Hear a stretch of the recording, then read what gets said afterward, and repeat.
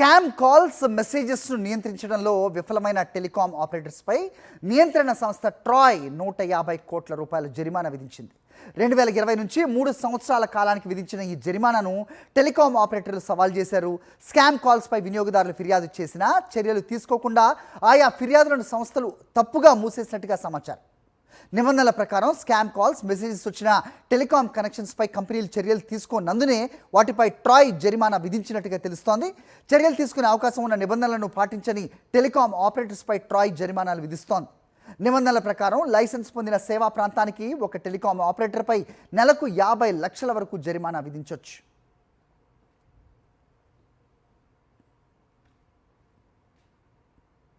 గత ఏడాది కాలంలో 21 లక్షలకు పైగా స్కామర్ల కనెక్షన్స్ను ట్రాయ్ తొలగించింది. 1 లక్షకు పైగా సంస్థలను బ్లాక్ లిస్ట్ చేసింది. 2024 ఆగస్టు 13న జారీ చేసిన ఆదేశాల ఫలితంగా 2024 సెప్టెంబర్లో 18.8 లక్షల స్కామర్ల కనెక్షన్స్ను తొలగించగా 1150 సంస్థలను బ్లాక్ లిస్ట్ చేశారు.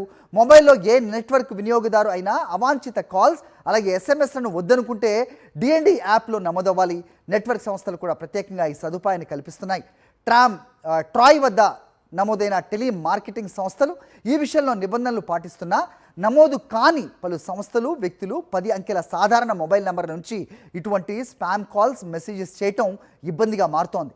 దీనిపైనే అధిక ఫిర్యాదులు అందుతున్నాయి. ఇలాంటి కాల్స్ ఎస్ఎంఎస్ వచ్చిన 7 రోజుల లోపు కూడా ట్రాయ్కు ఫిర్యాదు చేయొచ్చు.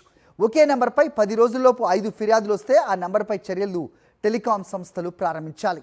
ఇక బ్యాంకింగ్, ఆర్థిక సేవలు, బీమా రంగాల నుంచి కాల్స్, లావాదేవీ మెసేజెస్ కూడా 1600తో ప్రారంభమయ్యే నంబర్ల నుంచే రావాలని సూచించింది.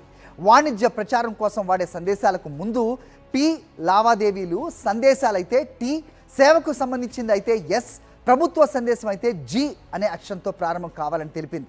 సాధారణ 10 అంకెల మొబైల్ నంబర్ నుంచి ఎటువంటి ప్రచార కార్యక్రమాలు చేయకూడదని సూచించింది.